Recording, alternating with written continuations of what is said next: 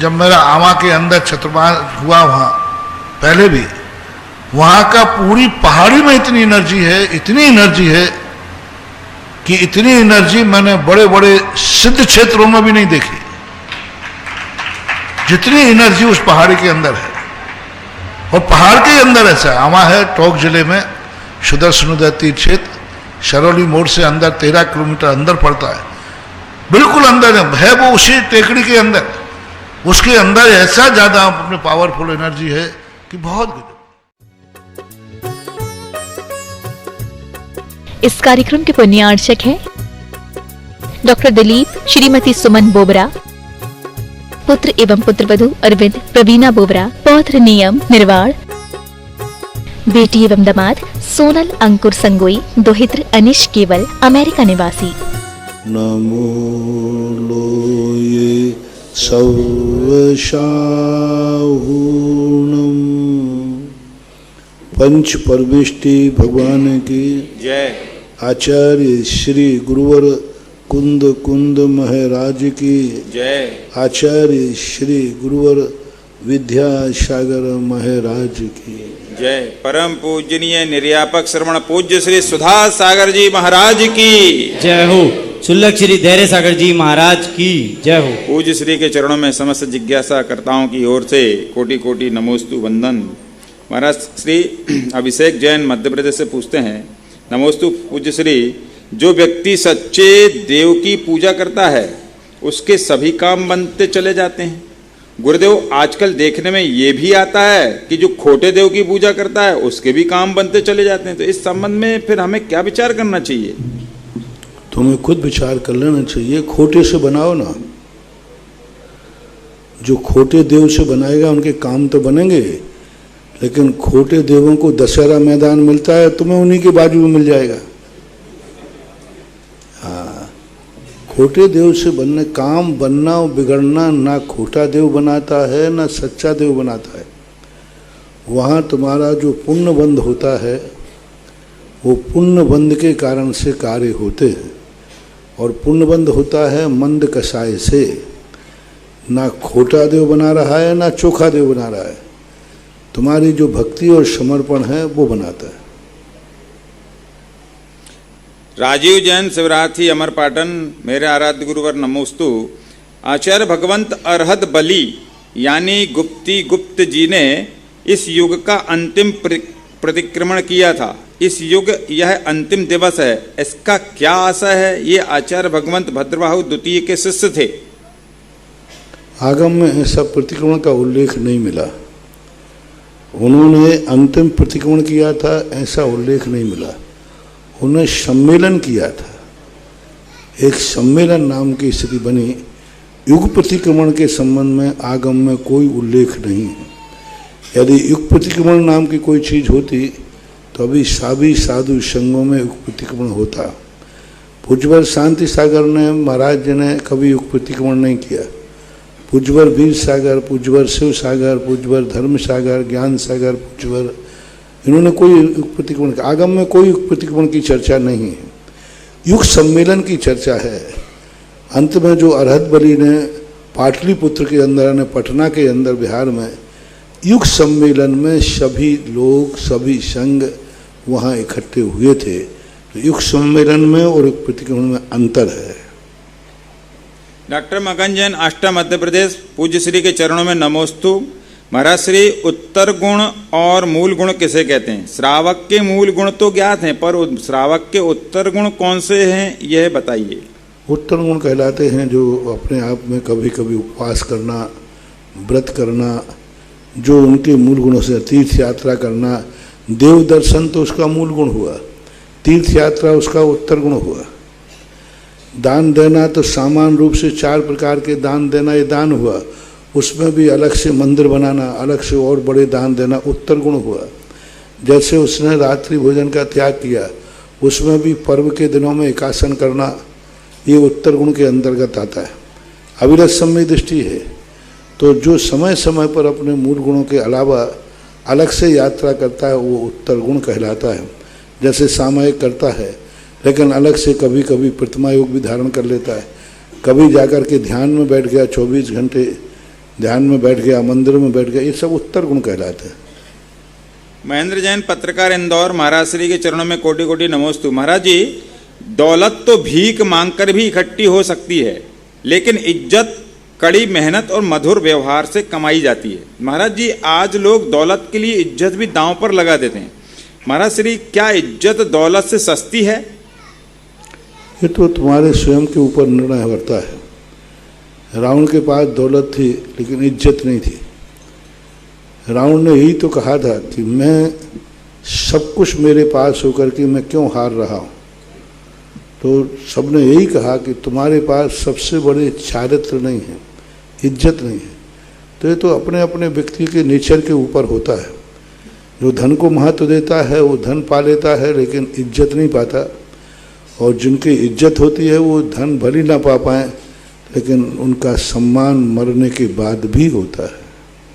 संजना डोडिया, चंदेरी से। मेरे इष्ट गुरुवर नमोस्तु। महाराज श्री, गुरु अभिषेक के बाद या पहले जब भगवान को उठाकर लाते हैं उस टाइम कभी कभी हम जाप दे रहे होते हैं या भक्तांबर पाठ कर रहे होते हैं। भगवान उठकर आ रहे हों तो उस समय हमें क्या बैठे रहना चाहिए या अपनी जाप पाठ को छोड़कर खड़े हो जाना चाहिए? अगर हम खड़े होते हैं तो हमारी जाप में छूटती अभिनय होता है, और नहीं खड़े होते हैं तो भगवान की अभिनय होती है। तो हमें क्या करना चाहिए? जाप दे रहे हैं तो खड़े होने की जरूरत नहीं है। पाठ कर रहे हैं तो पाठ करते हुए खड़े हो सकते हैं, जाप में तो नहीं खड़े हो सकते। जाप दे रहे हैं तो आप देते रहिए, आपको कोई दोष नहीं आएगा। सुदीप जैन, तेंदुखेड़ा। नमोस्तु गुरुवर। जीव अनंत काल से संसार में भ्रमण कर रहा है, तो क्या जीव ने भूतकाल में समव शरण की 12 सभा में भगवान की दिव्य ध्वनि सुनी है क्या? समव शरण में दिव्य ध्वनि सुनने वाला जीव कितने समय में मुक्ति को प्राप्त कर लेता है महाराज?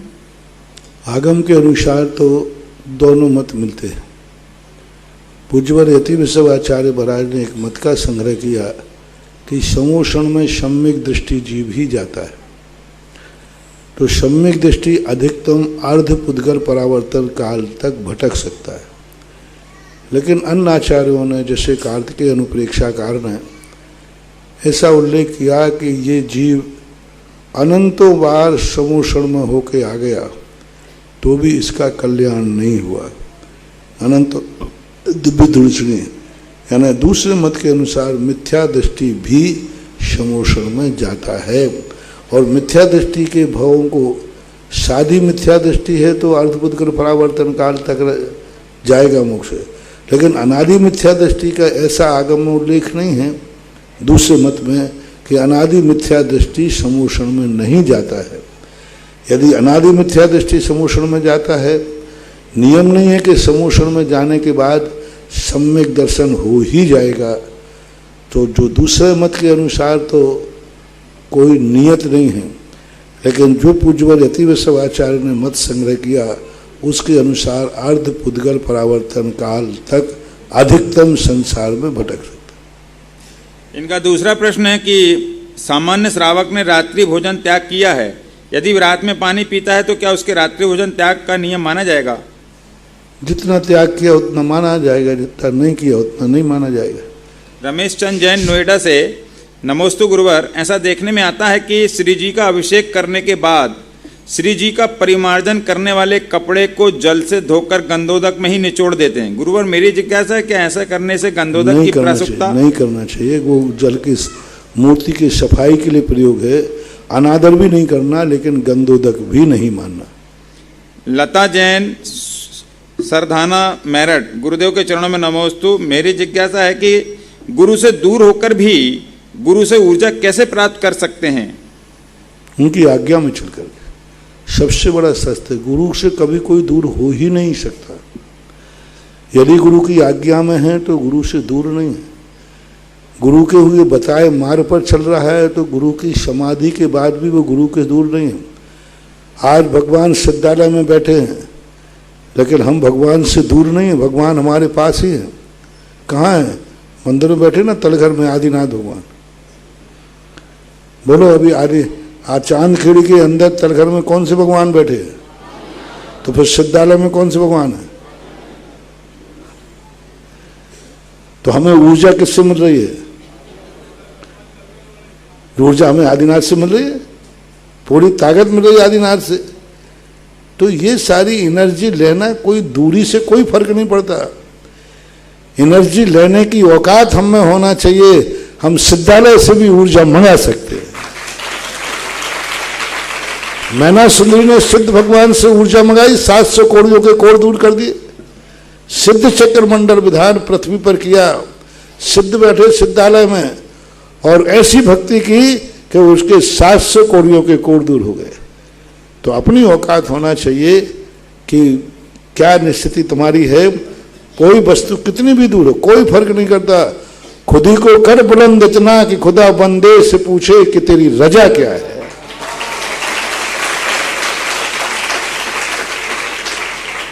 राजीव जैन अमरपाटन, महाराज श्री नमोस्तु, स्वर्ग में दिन रात का भेद नहीं है तो फिर देवगण तिथि का कैसे पता करते हैं?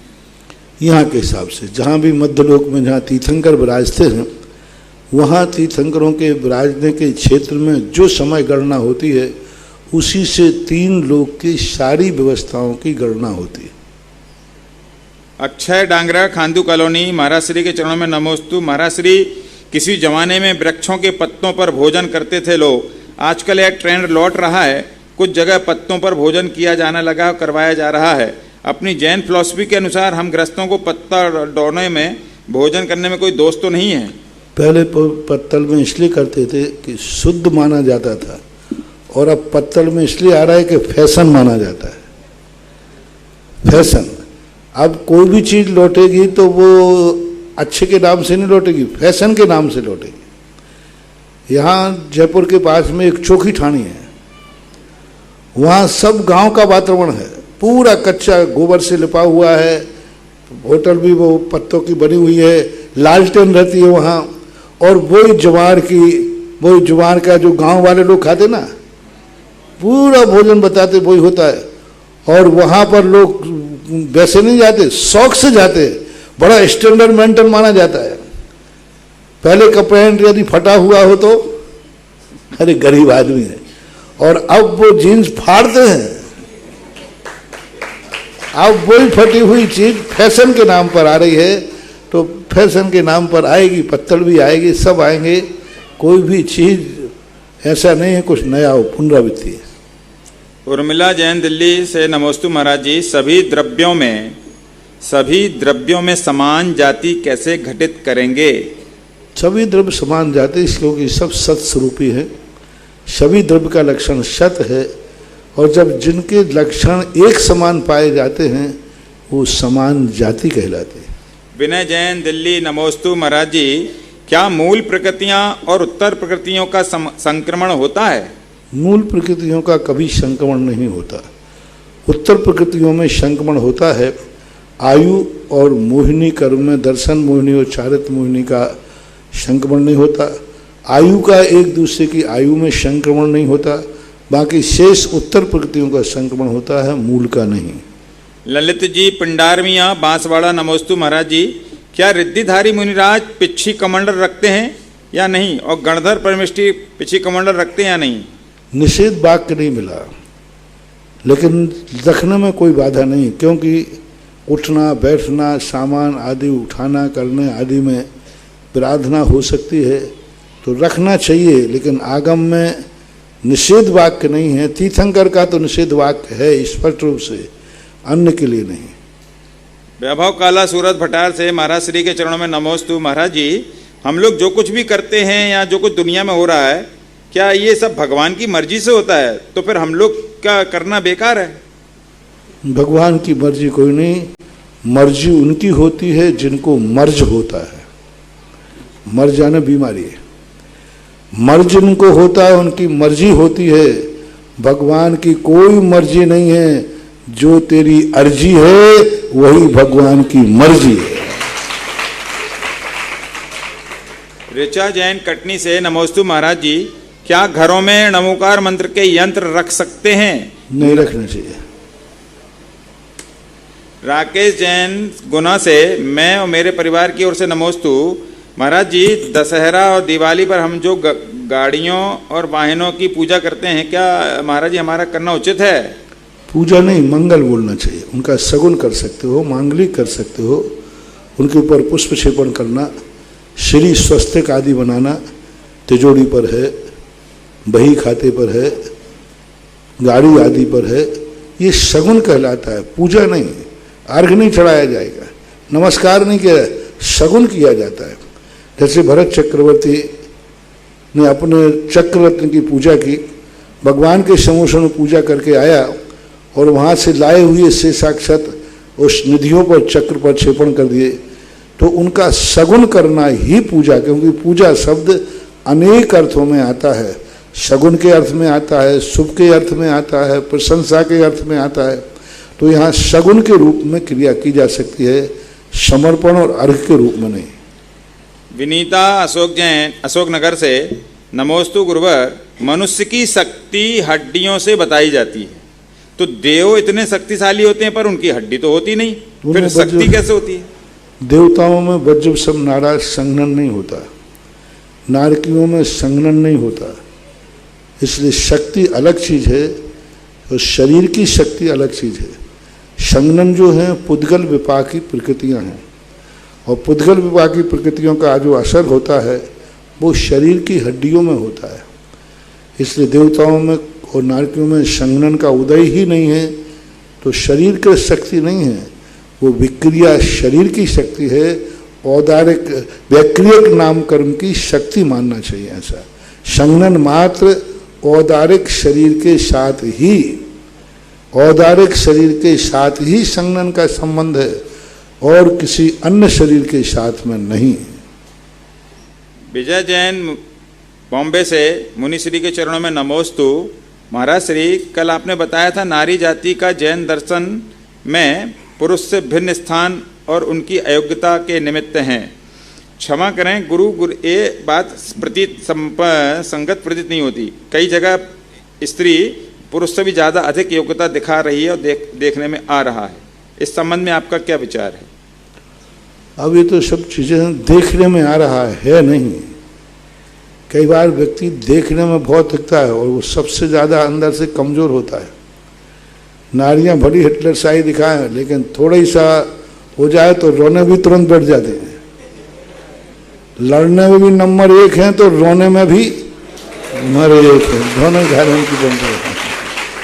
आज ऑनलाइन की व्यवस्था यही समाप्त की जाती है और अब यहाँ शिविर लगा है और शिविर में जो बालक बालिकाएं हैं उनकी सारी जिज्ञासाओं के लिए यहाँ समय उनके लिए दिया जाता है। महावीर जी इसको संचालन करें।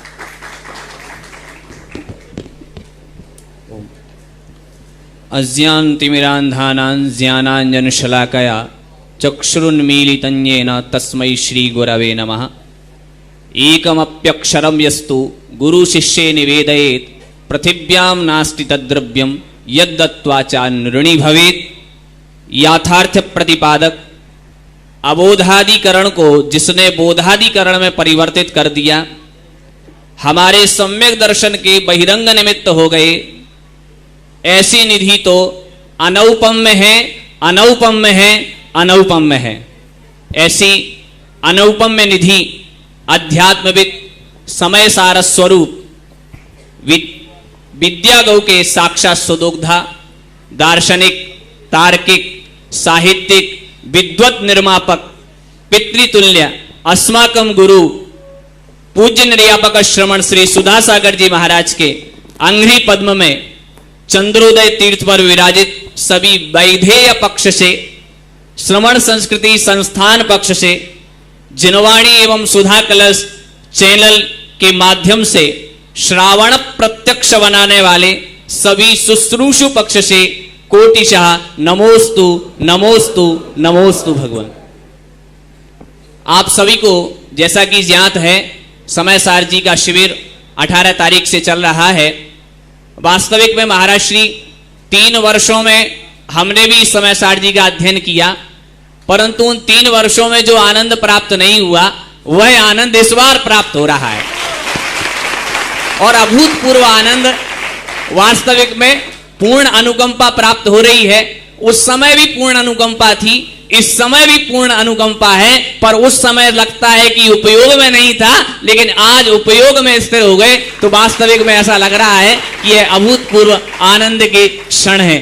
ऐसे सुबह और दोपहर में चलने वाली कक्षा जो कि लाइव प्रसारण भी हो रहा है, आप सब उसका लाभ लें, ऐसी हम भी यहां से प्रार्थना करते हैं, जिससे कि आप सबको भी वह जो गुत्थी हम लोगों की सुलझ रही है, वो सब गुत्थी आप लोगों की भी सुलझे, और ऐसी मान्यता बना करके जो लोग बैठे हैं कि महाव्रती के बंद हो रहा है, महाव्रतों से बंद हो रहा है, अणुव्रत आदि से बंद हो रहा है, और भी अकाल मरण आदि के प्रसंग में जितने विषय हैं, उन सब विषयों में जो मिथ्या धारणाएं बना रखी हैं, उन सब मिथ्या धारणाओं का यदि खंडन हो रहा है, तो वो सब खंडन यहां प्राप्त हो रहा है।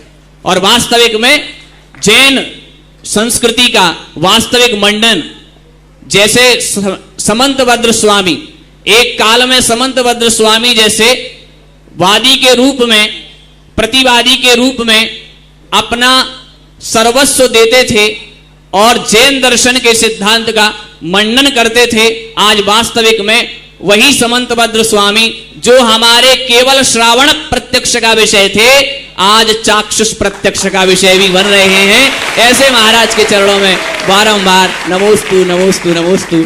यद्यपि महाराज श्री शुरू से साहित्यिक रहे हैं, तो परंपरा में यही रहा है कि व्याकरण और साहित्य दोनों का समन्वय करके और शब्दों के साथ खेलने की परंपरा शुरुआत से प्राप्त हुई है।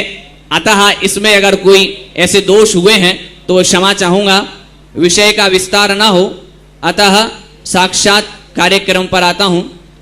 प्रथम जिज्ञासा के लिए विद्वान पक्ष से, हमारे बीच में विद्वान पक्ष और विदुषी पक्ष, पहले तो केवल विद्वानों को ही अध्ययन कराया जाता था, अब महाराज श्री की परम अनुकंपा से विदुषियां भी यहां अध्ययन करने आई हैं, तो दोनों की ओर से मैं सबसे पहले विद्वान पक्ष से प्रथम जिज्ञासा के लिए आमंत्रित करता हूं। पंडित अनुराज जी शास्त्री आए और अपनी जिज्ञासा प्रस्तुत करें। पंडित अनुराज जी शास्त्री अगली जिज्ञासा के लिए तैयार रहें। विदुषी निकिता जैन। पूज्य आराध्य गुरुवर के चरणों में त्रैवा नमोस्तु नमोस्तु नमोस्तु।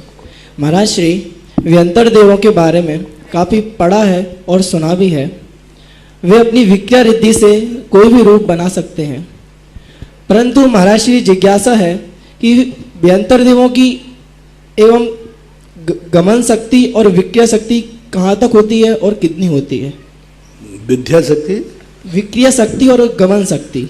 श्रवण शक्ति और विक्रिया शक्ति। विक्रिया शक्ति और गमन शक्ति। विक्रिया शक्ति और विक्रिया और गमन, उनके लिए विक्रिया शक्ति के दो प्रकार के भेद हैं, एक स्वस्थान गमन और एक परिस्थान गमन। ये स्वगत विहार और परगत विहार।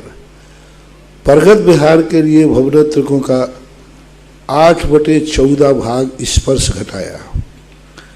पूज्यवर पूज्यपाद स्वामी ने और षटखंडा आदि ग्रंथों में व्यंतर कोई देव पर प्रत्यय से 16वें स्वर्ग जा सकता है, दूसरे देव उसको ले गए और दूसरा देव उनको भवनत्रक ले गया। पूर्व भाव का कोई मित्र आदि था, वो भवनत्रक में उत्पन्न हुआ, वो 16वें। तो पर प्रत्यय से वहाँ से दोनों ने सलाह की कि अपना तीसरा मित्र नरकों में है, तीसरी पृथ्वी में। तो वहाँ से दोनों मित्रों ने विक्रिया की और जाके तीसरे नरक में चले गए। तो व्यंतर टू 16वें स्वर्ग, 16वें से तीसरे नरक, इस प्रकार का ये जो गमनागमन है 8/14 भवनत्रकों का स्पर्श बताया है। तो जितना उनका विक्रिया है उतना ही विहारगत स्वस्थान से उनका गमन मानना चाहिए। विक्रिया के भेद, स्वस्थान गमन तो सबका अपने अपने स्थान तक होता है, स्थान से अन्यत्र में 8/14 राजू प्रमाण इनका गमन क्षेत्र है। नमोस्तु महाराज। जिज्ञासा के लिए विदुषी निकिता जैन और अगली जिज्ञासा के लिए तैयार रहें। पंडित विनय जी शास्त्री, तृतीय वर्ष। अस्माकं पितृतुल्य परमोपकारी गुरुम चरणारविंदे कोटिशः नमोस्तु नमोस्तु नमोस्तु। गुरुदेव, व्यवहार नए शुद्ध निश्चय और अशुद्ध निश्चय में क्या अंतर है? यदि राग द्वेष मोह आदि परिणाम अशुद्ध निश्चय में आएंगे तो व्यवहार में कौन कौन सी क्रियाएं आएंगी?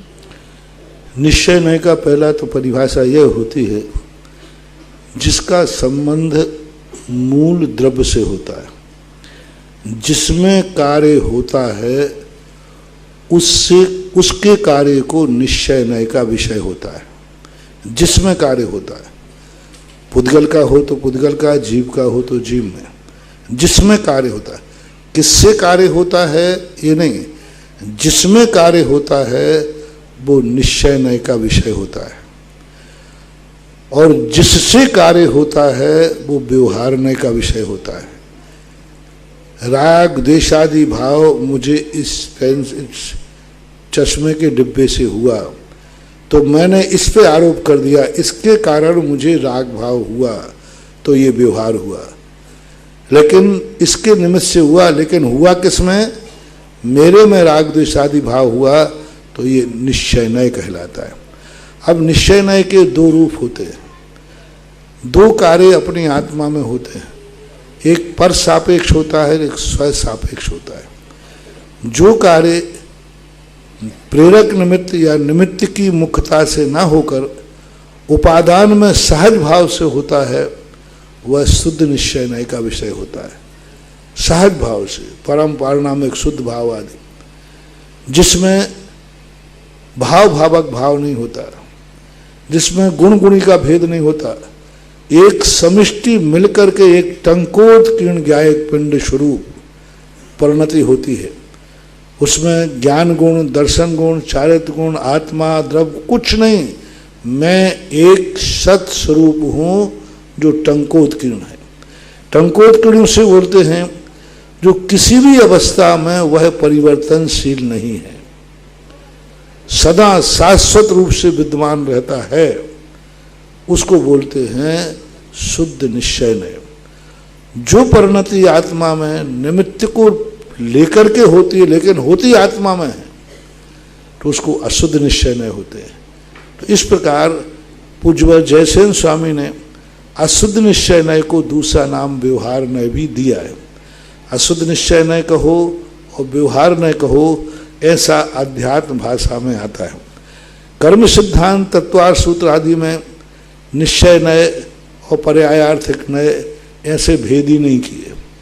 वहाँ निश्चय नय नाम की कोई चीज ही नहीं है। 7 नयों का वर्णन है, लेकिन उन नयों में कहीं भी निश्चय नय शब्द नहीं आया।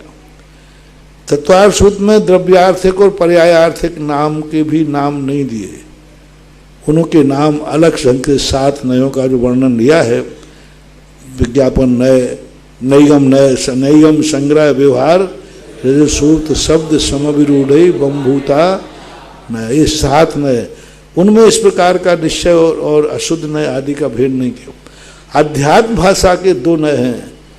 कुंदकुंज स्वामी ने बहुतायत शुद्ध निश्चय नय अशुद्ध निश्चय नय का भेद न करके निश्चय नय का विषय लिया। और दूसरा शब्द आया है व्यवहार नय। व्यवहार नय का भी पूज्यवर कुंदकुंज स्वामी ने प्रयोग किया है, लेकिन हे दृष्टि से किया है। तो इस प्रकार का मानना चाहिए। अब यहाँ हमें विवक्षा देखना है कि किस प्रसंग में यहाँ अशुद्ध निश्चय नय व्यवहार का पक्ष लें या निश्चय नय का पक्ष लें। तो विवक्षा के अनुसार नय निकालते हैं। नय स्वयं में कोई अर्थमान नहीं होते, नय वक्ता के अधीन होते हैं। वक्ता किस समय कौन से पक्ष को विषय करता है, नय उसी रूप में अपना अर्थ बता देता है। नमोस्तु गुरुदेव।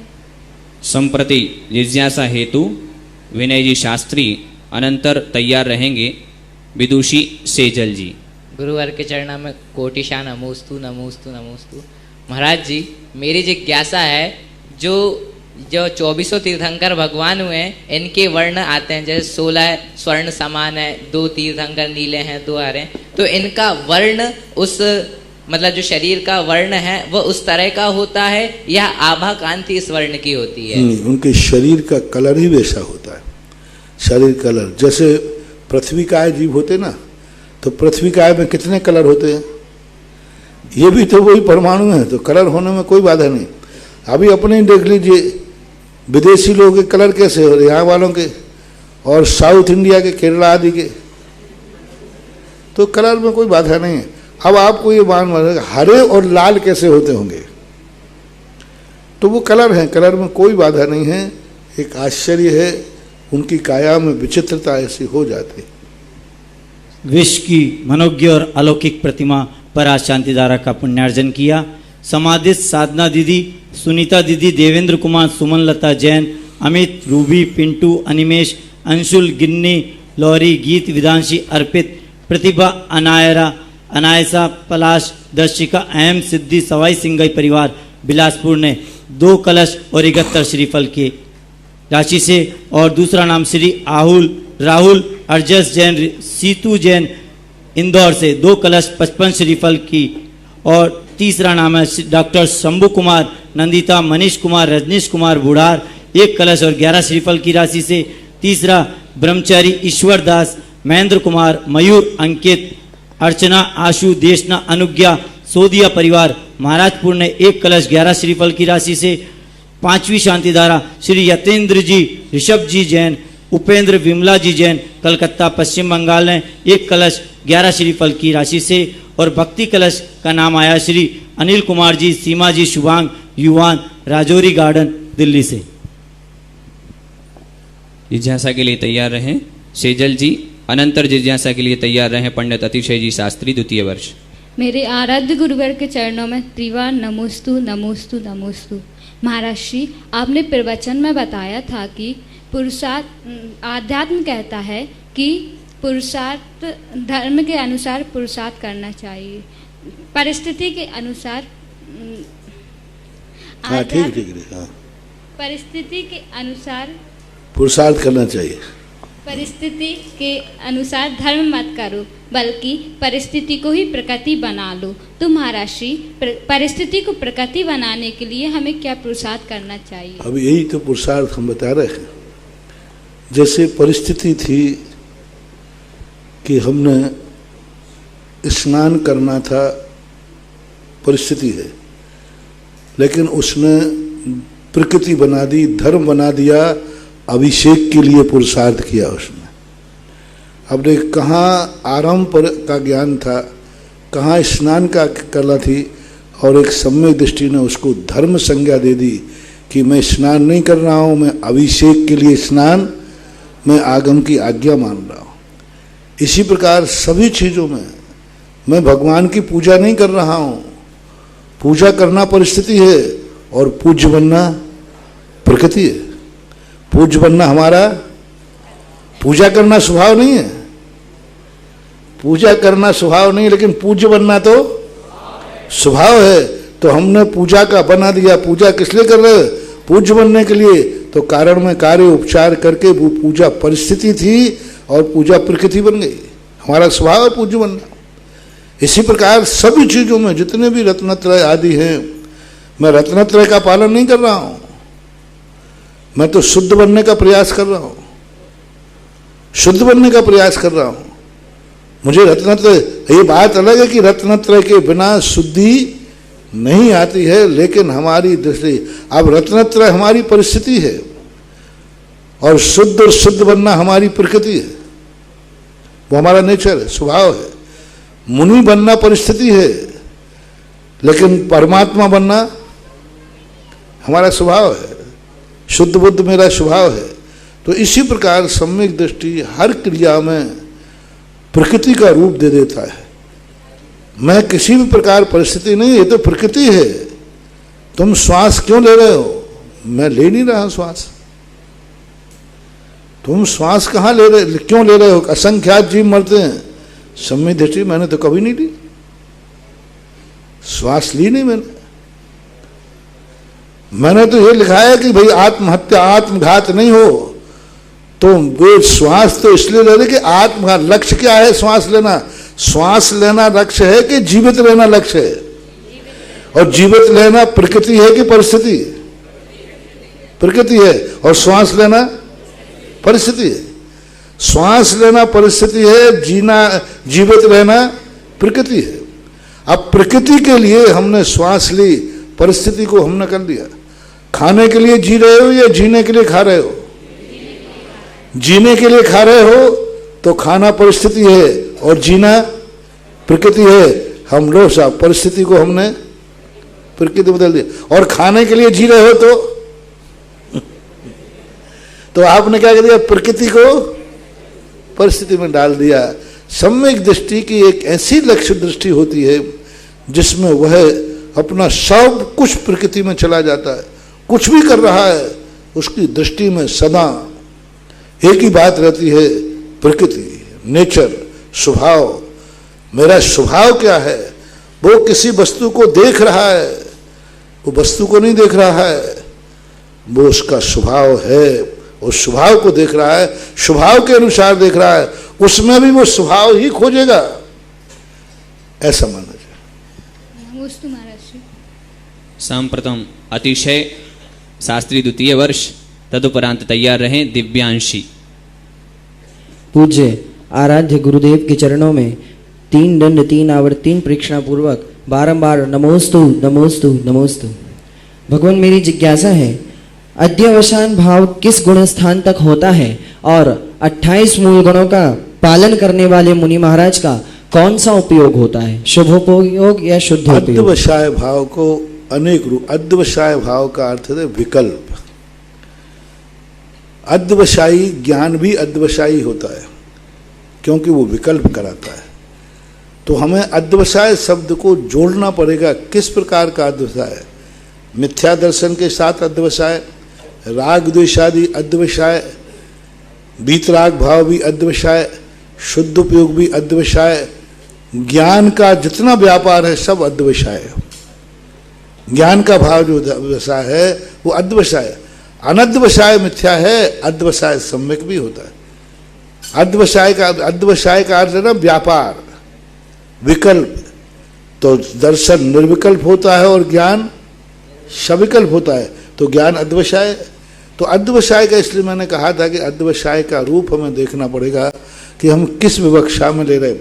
वहाँ देखो पाप बंध में भी उन्होंने अध्यवसाय कहा और पुण्य बंध में भी, आज ही गाथा आई थी ना, पाप भी अध्यवसाय से कहा, मारने का अध्यवसाय पाप बंध का कारण और बचाने का अध्यवसाय, तो अध्यवसाय तो दोनों ही हो गए ना।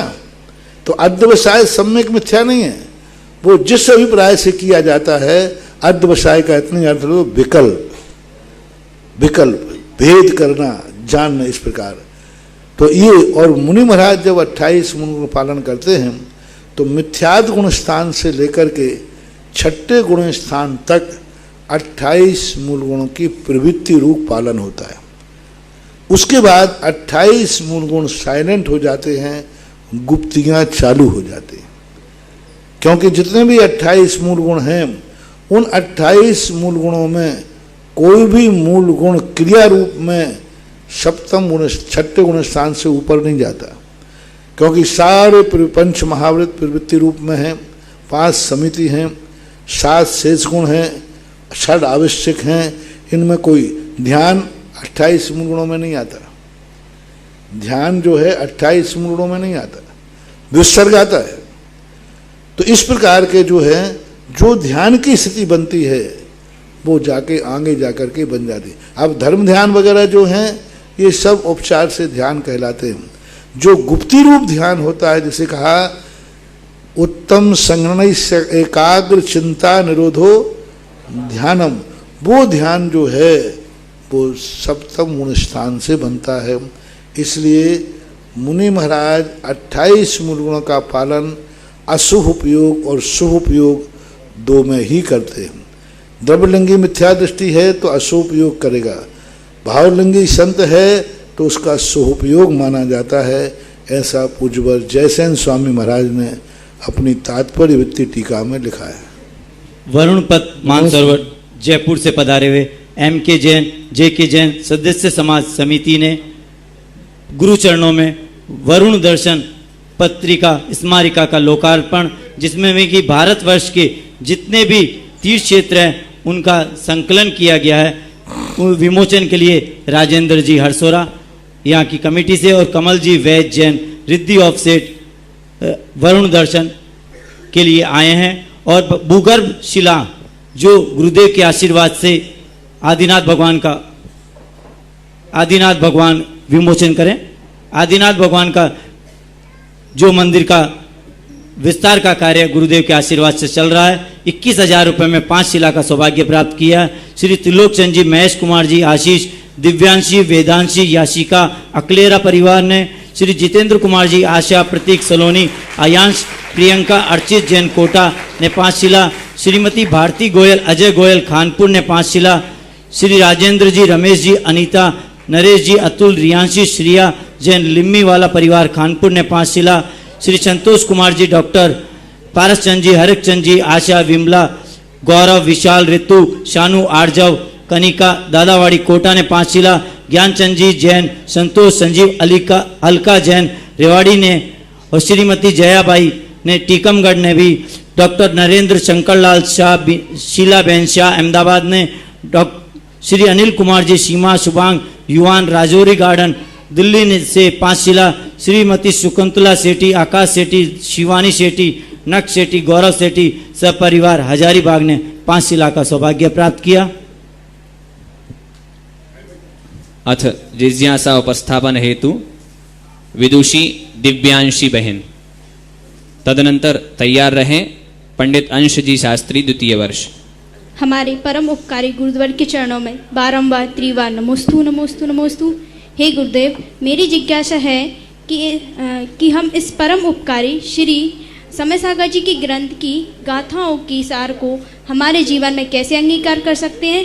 कृपया मार्गदर्शन प्रदान करें। फिर से बोलो बेटा। कि हम इस श्री समय सागर जी की गाथाओं के सार को, समय सागर जी की गाथाओं के सार को हमारे जीवन में कैसे अंगीकार कर सकते हैं। कृपया मार्गदर्शन प्रदान करें। समय सार को अभी जिस अवस्था में आप लोग हैं वो तत्व चिंतन की दृष्टि में ले सकते हैं, लक्ष्य की दृष्टि में ले सकते हैं। 2 चीज़ें होती हैं, एक वस्तु को प्राप्त करने की दृष्टि से लिया जाता है और एक वस्तु को जानकारी की दृष्टि से लिया जाता है। हम पंचम काल में सिद्ध भगवान नहीं बन सकते, लेकिन हम सिद्ध भगवान की जानकारी तो रख सकते हैं, उनके गुणों को पहचान तो सकते हैं। हम सिद्ध नहीं बनेंगे, पक्का है। कुछ कार्य ऐसे किए जाते हैं जो हम बन सकते हैं, प्राप्त कर सकते हैं, उसलिए हम उनको, लेकिन समय सार आदि जो हैं आप गृहस्थ लोग कभी प्राप्त नहीं कर पाएंगे। लेकिन इसका अर्थ है नहीं है कि आप जानकार भी नहीं रहो। मुझे मालूम है कि मैं कभी इस पंचम काल में सिद्ध नहीं बन पाऊंगा, लेकिन सिद्धों के स्वरूप को मैं जानकारी की रुचि होना चाहिए। हमारे सिद्ध भगवान कैसे होते हैं उसका ज्ञान होना चाहिए। इसी प्रकार हर श्रावक को समय सार में हमारा वास्तविक स्वरूप क्या है। सबसे बड़ी भूल ये हो जाती है कि हम स्वरूप पढ़ते पढ़ते अपने आप को वैसा मानने लग जाते हैं। सबसे बड़ी कमी क्या हुई, कंजाइस्टों ने समय सार पढ़ा, इसका कोई गलत नहीं, लेकिन पढ़ते पढ़ते वो अपने आप को वैसा मानने लगे। जैसे मैं सिद्धों का स्वरूप पढ़ते पढ़ते अपने आप को कहूँ मैं सिद्ध हूँ। सिद्ध ऐसे होते हैं, यहाँ तक तो ठीक है, मैं ही सिद्ध हूँ ये गलत हो जाएगा। तो आत्मा का स्वरूप ऐसा है, आत्मा का स्वरूप इस प्रकार है, ये जानना जरूरी है, इसके बिना सम्यक दर्शन नहीं होगा। लेकिन वैसा स्वरूप अपने आप को वर्तमान में निचली दिशा में बैठकर मान लो। अभी संयम का त्याग, असंयम का त्याग नहीं हुआ, अभी संसार के विषय कसाय नहीं छोड़े और अपने आप को तद्रूप मानने लग जाए तो गलत है। इसलिए समय सार को इस दृष्टि से पढ़ना चाहिए कि हमारी आत्मा का सर्वोत्कृष्ट स्वरूप क्या है, हमारी आत्मा का वास्तविक स्वरूप क्या है। जो समय सार में वर्णन किया जा रहा है ये सब लोग आश्चर्य कर रहे हो, सबको आश्चर्य हो। फिर बचा क्या? जीव ने मारा, तुमने मारा ही नहीं। जीव को जिंदा किया, तुमने जिंदा ही नहीं किया। अभी तक तो यही पढ़ते आए कि भाई हमने जीव को बचा लिया। तो समय सार की उस गहनतम गहराई है जहाँ तक हर व्यक्ति पहुँच नहीं सकता, लेकिन जान सकता है। आत्मा के स्वरूप को जानोगे तभी सम्यक दर्शन होगा, तभी वो तत्व दृष्टि प्राप्त होगी। सम्यक दर्शन ऐसा आत्मा का स्वरूप है, जब तक सिद्धांत नहीं करोगे तो सम्यक दर्शन की स्थिति उचित नहीं बनती है। नमस्ते गुरुदेव। हमारे मध्य में वरुण पथ मानसरोवर जयपुर से MP जैन पधारे हैं और वो अपने कुछ विचार प्रकट करना चाहते हैं। समय समय नमोस्तु गुरुदेव, नमोस्तु गुरुदेव, नमोस्तु गुरुदेव। श्रेष्ठियों, ये सब गुरुदेव की कृपा है कि गुरुदेव ने 19 मार्च 99 में हमारे वरुणपद दिगंबर जैन मंदिर का अशोक गहलोत जी मुख्यमंत्री के नेतृत्व में परम पूज्य गुरुदेव से के सानिध्य में शिलान्यास हुआ। उसके बाद पंचकल्याणक प्रतिष्ठा महोत्सव, जो पूरे हिंदुस्तान का ऐसा ऐतिहासिक पंचकल्याणक, गुरुदेव ने बहुत ज़्यादा विवंडना थी, विरोध था, उसके बावजूद इन्होंने पूरी ताकत के साथ ऐसा शानदार पंचकल्याणक राजस्थान की उस गुलाबी नगरी में आयोजित किया। सब श्रेय गुरुदेव का है। और श्रेष्ठियों, मैं आपको कहते हुए बहुत हर्ष हो रहा है कि हमारी कमेटी ने गुरुदेव से अजमेर में निवेदन किया, गुरुदेव एक संत भवन हम बनाना चाहते हैं। गुरुदेव ने हमारे नक्शे पर पीछे रखकर आशीर्वाद दिया कि जाओ, पूरा आशीर्वाद। और मैं आपको बताते हुए मुझे हर्ष हो रहा है कि पहले बार 1.5 करोड़ रुपए की राशि उस संत भवन एवं नीले में लगी है, और वो सारे के सारा निधि हमारे गरीब परिवार जो मानसरोवर में रहते हैं उनके संचित द्रव्य से बनी है। एक भी बाहर के व्यक्ति का महाराज श्री धन नहीं लगा है। और संत भवन एवं निलय, सुधा सागर संत भवन निलय, जिसका 28 अक्टूबर को गुरुदेव के यहाँ से ऑनलाइन शिलान्यास यहाँ होगा सुबह 9 बजे। मैं गुरुदेव से आशीर्वाद लेना चाहता हूँ। गुरुदेव, आपने इतना मानसरोवर को आशीर्वाद दिया है, सब आपकी कृपा बरस रही है। और मैं नहीं समझ पा रहा हूँ, आज तक ऑनलाइन शिलान्यास कब होता है मुझे पता नहीं। गुरुदेव, आप चांद खेड़िए, हमारी भावना आपके बगैर हमारा हर काम अधूरा है। इसलिए नहीं, लोकार्पण होगा। लोकार्पण गुरुदेव, लोकार्पण। मैं क्षमा चाहता हूँ, मैं भावुक हो जाता हूँ। गुरुदेव ने मेरे पे बहुत असीम कृपा है गुरुदेव की, इसलिए नमस्ते गुरुदेव, नमस्ते गुरुदेव, नमस्ते। मैं राजेंद्र जी भाई सावरसोरा और हमारे कमल जी बैग रिद्धि ऑफसेट, जिन्होंने इस मैगजीन को तैयार किया है, और 1 रुपए की राशि, मतलब जो इसमें खर्चा हुआ है वो लिया है, बाकी सारा का सारा इन्होंने अपने पुण्य से अर्जित धन से इसको बनाया है। बहुत मेहनत की है, मैं इनको भी आभार प्रकट करता हूँ। गुरुदेव के चरणों में पुनः नमोस्तु, नमोस्तु, नमोस्तु। यह जिज्ञासा समुपास्थान हेतु पंडित अंश जी शास्त्री द्वितीय वर्ष, तदनंतर तैयार रहे विदुषी राशि जी। पूज्य गुरुदेव के श्री चरणों में बारंबार नमोस्तु, नमोस्तु, नमोस्तु। शंका यह है गुरुदेव की, क्या देवों में भी समाधि मरण हो सकता है, और यदि हो सकता है तो? नहीं, और बिना पंचम गुण स्थान के समाधि मरण होता ही नहीं। अविरत सम्यक दृष्टि का, चाहे मनुष्य हो, चाहे त्रियंश हो, चाहे देवनारकी हो, अविरत सम्यक दृष्टि का समाधि संलेखना मरण नहीं हो सकता। चाहे त्रियंश भी समाधि लेगा तो समाधि लेते वो पंचम गुण स्थान को प्राप्त हो जाएगा। बिना पंचम गुण स्थान के समाधि हो ही नहीं सकती। पूज्यवर शिवकोटि महाराज ने स्पष्ट कहा, अविरति का मरण बाल मरण है, और बाल मरण समाधि की कोटि में नहीं आता। मरण 3 ही प्रकार के समाधि के रूप में माने गए, बाल पंडित देशवृत्ति, पंडित मुनिवृत्ति, और एक निर्माण रूप के लिए भी पंडित मरण की संज्ञा दी है। अविरति का नहीं हो सकता। एवं सम्यक दर्शन की परीक्षा हम किस प्रकार कर सकते हैं, और उसे परिपक्व किस प्रकार किया जा सकता है? सम्यक दर्शन की परीक्षा करने का माँ चरणान योग ही एक साधन है, बाकी और किसी आगम के द्वारा हम परीक्षा। करणान योग का सम्यक दर्शन हमारी परीक्षा से बाहर है, छद्मस्थ के। द्रव्यान योग का सम्यक दर्शन भी हमारी परीक्षा से बाहर है। महा चरणान योग का सम्यक दर्शन जो है, सच्चे देव साध गुरु के प्रति प्रतीति है, सच्चा आचरण, सच्चा व्रत कर रहा है, तो सम्यक दृष्टि मान सकते। यह जिज्ञासा समुपस्थापन हेतु विदुषी राशि जैन, तदुपरांत तैयार रहे पंडित ऋषि जी शास्त्री द्वितीय वर्ष। गुरुदेव के चरणों में त्रिवान नमोस्तु, नमोस्तु, नमोस्तु। गुरु जी, समयसार जी की 253वीं गाथा में सच्चित्ता चित्ताड़म, यहाँ सचित्त अचित्त से द्रव्य अर्थ ग्रहण कर लिया जाए तो द्रव्य का यहाँ क्या विशेष अभिप्राय है? द्रव्य का अर्थ वस्तु। यहाँ द्रव्य का अर्थ 6 द्रव्य नहीं लेना, मतलब जीव, उद्गल, धर्म, अधर्म, आकाश नहीं। यहाँ द्रव्य का अर्थ रूप में आया है, जैसे कहते हैं ना भाई ये द्रव्य है, पूजा का द्रव्य है ये, तो द्रव्य कोई भी वस्तु। यहाँ द्रव्य शब्द वस्तु के अर्थ में आया है। सचित्ता चित्त वस्तु, सचित्ता से द्रव्य पदार्थ, ऐसा लेना चाहिए। जिज्ञासा हेतु पंडित ऋषि जी शास्त्री द्वितीय वर्ष अनंतर जिज्ञासा के लिए तैयार रहें विदुषी अनुष्का जैन। पूज्य मुनि श्रेष्ठ के श्री चरणों में बारंबार नमोस्तु नमोस्तु नमोस्तु। मुनिश्री, मेरी जिज्ञासा यह है कि क्या शुभोपयोग से आश्रव एवं बंध ही होता है या साथ में निर्जरा भी हो सकती है? शुभ उपयोग से निर्जरा भी होती है, निर्जरा ही होती है।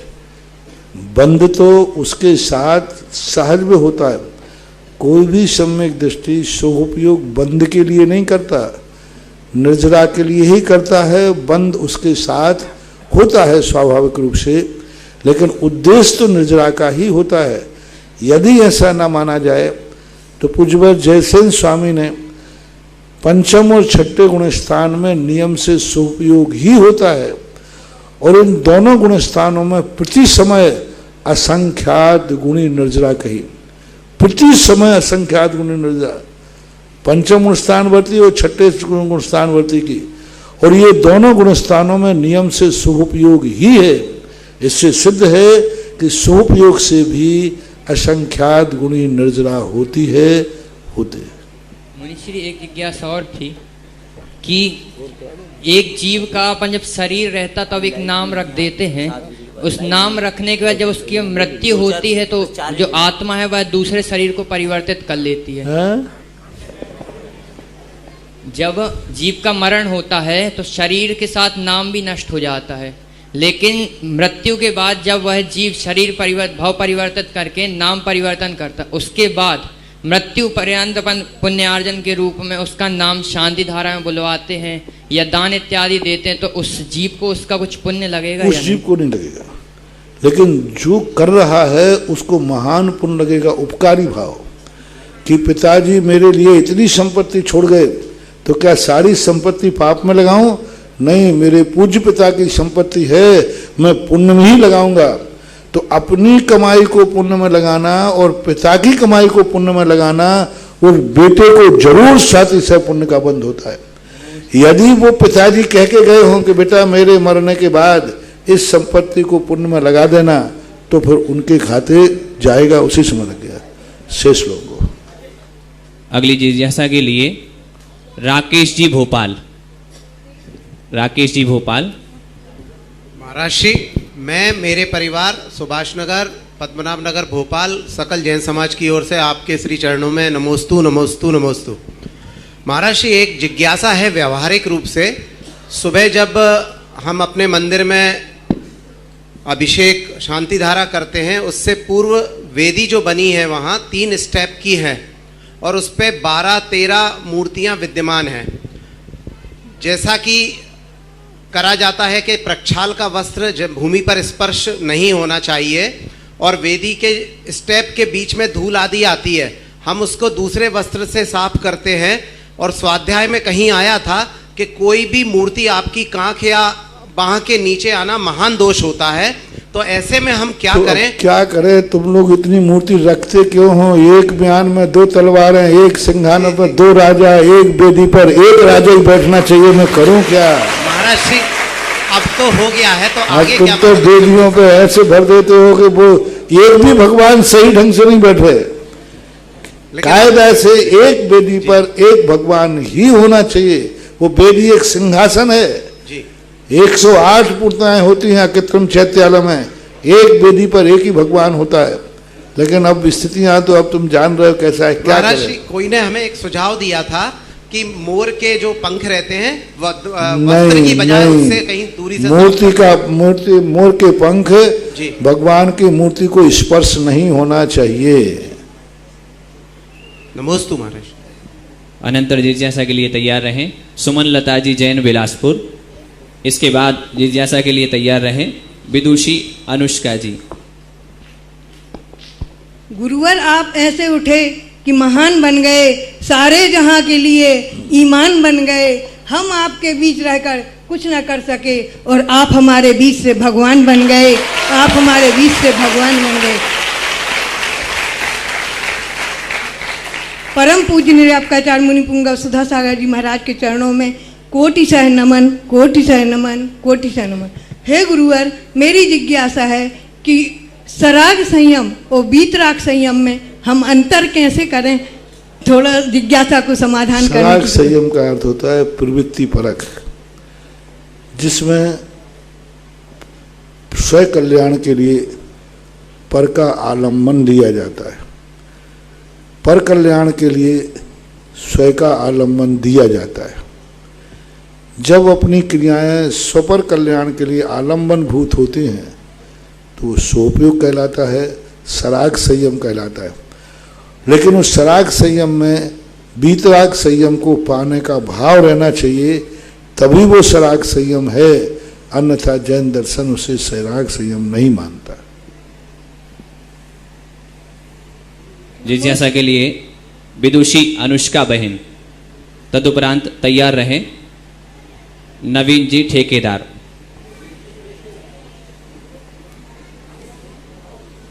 जल्दी करें।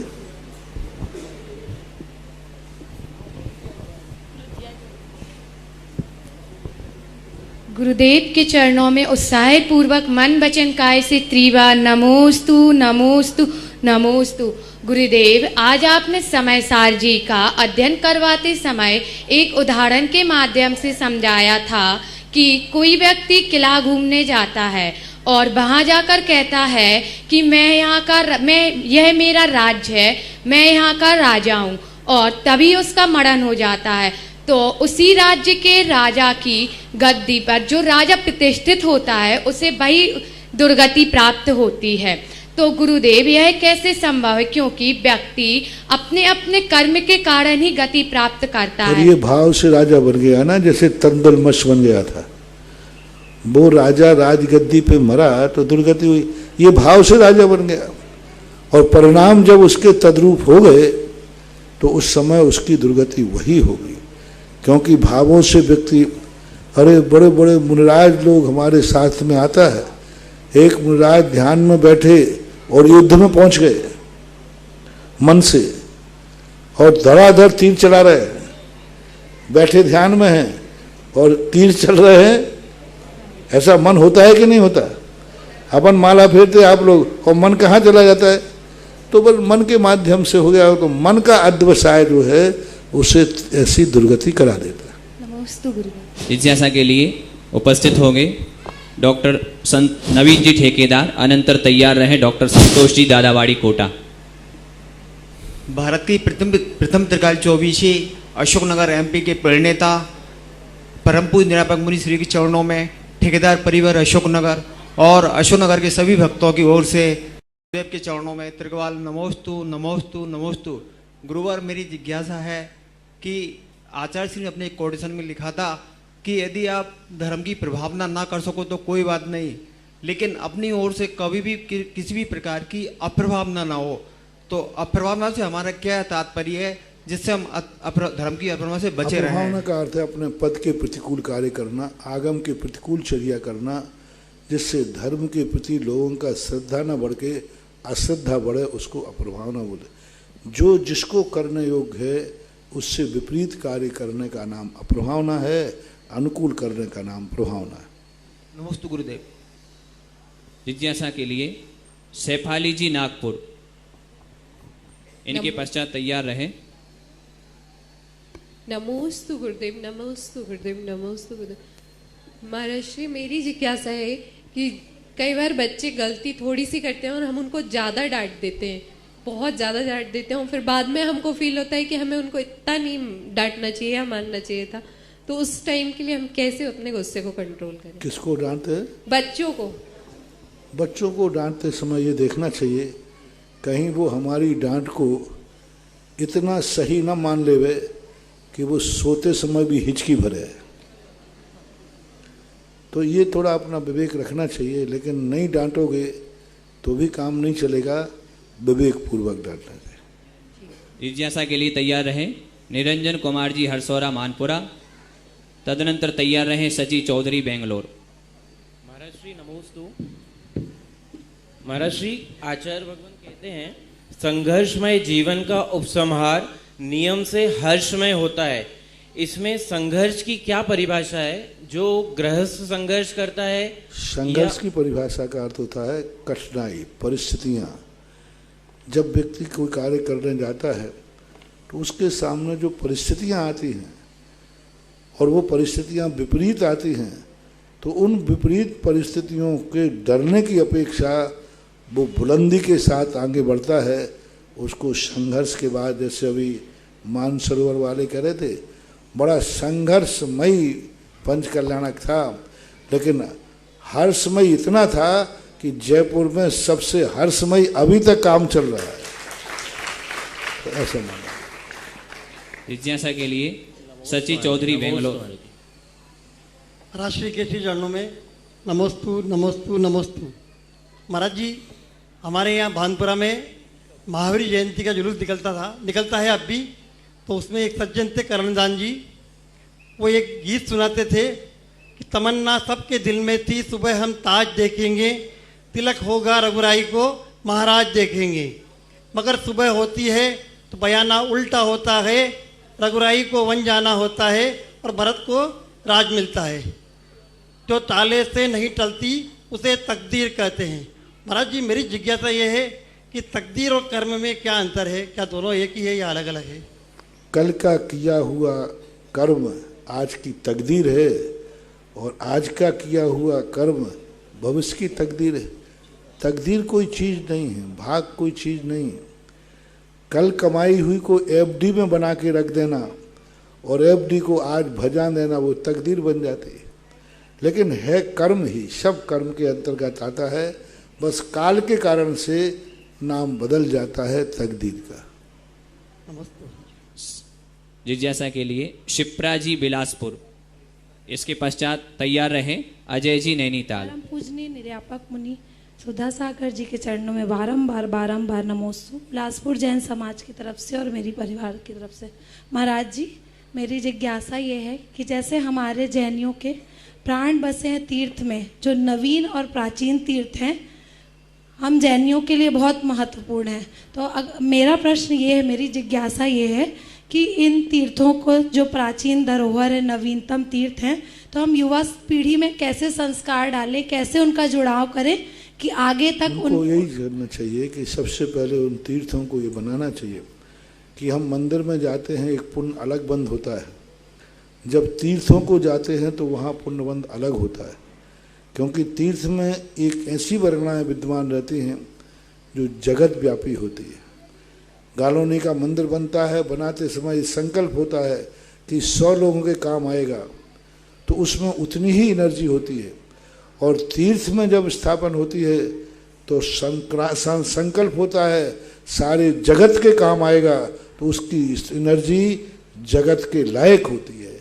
इसलिए तीर्थ क्षेत्रों का अपने आप और युवाओं को उसकी महिमा बताना चाहिए, ऐसा करें। जिज्ञासा के लिए अजय जी नैनीताल। तदनंतर तैयार रहें क्रांति देवी ललितपुर। परम पूज्य गुरुदेव के चरणों में कोटि सा नमन करते हुए मेरी जिज्ञासा ये है कि जैन संस्कृति के मूल सिद्धांत 7 तत्व 9 पदार्थ 6 द्रव्य 5 परावर्तन 10 धर्म 12 भावनाएं और 3 रतन, इन सब चीज़ों का अगर हम गृहस्थ में रहकर चिंतन करते हैं तो इससे क्या पुण्य का आश्रय होगा या कर्मों की निर्जरा होगी? दोनों। आपका अभिप्राय क्या है? यदि आपका अभिप्राय तद्रूप होने का है तो निर्जरा होगी, माँ जानकारी करने का है तो ज्ञान प्राप्त हो जाएगा, निर्जरा नहीं होगी। ऐसा इनका चिंतन का चिंतन, आप उद्देश्य क्या है? चिंतन मात्र हमारे नजर, चिंतन आप किस लिए कर रहे हैं, उद्देश्य क्या है? जिसका जैसा उद्देश्य होगा वैसा ही कार्य होगा। धन्यवाद। अंतिम जिज्ञासा हेतु क्रांति देवी जी ललितपुर। मेरे आराध्य गुरुदेव को कोटि सा नमोस्तु नमोस्तु नमोस्तु। और ललितपुर से माता जी सब लोगों की ओर से नमोस्तु। महाराज जी नमोस्तु। महाराज जी, ये मेरी शंका है कि 5 पापों में हिंसा, झूठ, चोरी, कुशील, इनको तो पाप माना है, लेकिन परिग्रह को क्यों नहीं पाप माना? उसे पुण्य के रूप में क्यों? परिग्रह को पाप के रूप में क्यों नहीं माना? क्यों? क्योंकि उन परिग्रह जिनके पास पैसा है, परिग्रह है। ये परिग्रह नहीं है, ये मूर्छा परिग्रह है। तो इनके प्रति जो मूर्छा भाव आता है, सारे पाप परिधन से ही तो होते हैं।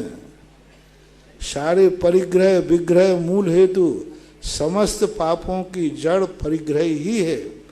इसलिए उन्होंने मूर्छा परिग्रह शब्द का प्रयोग किया। और आपकी पूजा में आता है धन भुराहु भला कहिए। यदि अच्छे कार्य में लग जाए तो वो ठीक है, और गलत कार्यों में लग जाए तो महान पाप है, ऐसा मानना चाहिए। क्योंकि परिग्रह यदि नहीं है तो कोई पाप करने, चोरी करता है व्यक्ति परिग्रह के लिए, धन के लिए। कोई चोरी, झूठ बोलता है लोग धन के लिए, धन दौलत के लिए। हिंसा भी करता है लोग धन वैभव के लिए। जितने प्रकार की उद्योगी हिंसा है, आरंभी हिंसा है, विरोधी हिंसा है, इसके पीछे, सबके पीछे धन छुपा है। जन जोरू और जमीन, यही तो झगड़े के कारण है और यही तो परिग्रह है। तो इस प्रकार के जितने परिग्रह होते हैं उनमें मूर्छा होने के कारण से दोष कहा। लेकिन महाराज जी, गरीब आदमियों को उतना सम्मान नहीं मिलता, लेकिन जो परिग्रहधारी हैं, पैसे वाले हैं, वो उनका परिग्रह मान सम्मान, नहीं, उसे परिग्रह नहीं मानेंगे। परिग्रहधारी को सम्मान नहीं मिलता है। परिग्रहधारी यदि दान करता है तो सम्मान मिलता है। धनवान को सम्मान नहीं है, धन के त्यागी को सम्मान है। एक बार गणेश प्रसाद बरने जी एक सेठ के साथ, उधर तुम्हारे वो धसान नदी है ना ललितपुर, बरेठा, गिरार गिरार गिरार, वहाँ पर एक नदी में जा रहे थे तो उस दिन बाढ़ थी और महाराज को उस तरफ जाना था चतुर्मास करने के लिए। तो नाव वाले ने कहा कि साहब एक कलदार लगेगा, तो बैठ गए दोनों जने। बीच में सेठ जी कहते हैं, महाराज जी आप धन की बहुत बुराई करते थे, आज यदि हमारे पास धन नहीं होता तो नदी पार तुम कर नहीं पाते। देखो धन की कीमत कितनी है। तो वर्णी जी कहते हैं, सेठ जी धन के कारण नदी पार नहीं हो रहे, ना तुम धन का त्याग करते, ना हम पार होते, ना तुम पार होते। बोलो 1 रुपया ने पार कराया है कि 1 रुपया के त्याग ने? त्याग ने। तो ऐसा मानना चाहिए। इस कार्यक्रम के पुण्यार्चक थे डॉक्टर दिलीप, श्रीमती सुमन बोबरा, पुत्र एवं पुत्रवधू अरविंद प्रवीणा बोबरा, पौत्र नियम निर्वाण, बेटी एवं दामाद सोनल अंकुर संगोई, दोहित्र अनिश केवल, अमेरिका निवासी। जब मेरा आमा के अंदर चतुर्मास हुआ, वहाँ पहले भी, वहाँ का पूरी पहाड़ी में इतनी एनर्जी है, इतनी एनर्जी है कि इतनी एनर्जी मैंने बड़े बड़े सिद्ध क्षेत्रों में भी नहीं देखी, जितनी एनर्जी उस पहाड़ी के अंदर है। और पहाड़ के अंदर ऐसा आमा है, टोंक जिले में सुदर्शनोदय तीर्थ क्षेत्र, शरौली मोड़ से अंदर 13 किलोमीटर अंदर पड़ता है, बिल्कुल अंदर है वो, उसी टेकड़ी के अंदर। उसके अंदर ऐसा ज़्यादा अपने पावरफुल एनर्जी है कि बहुत गजब।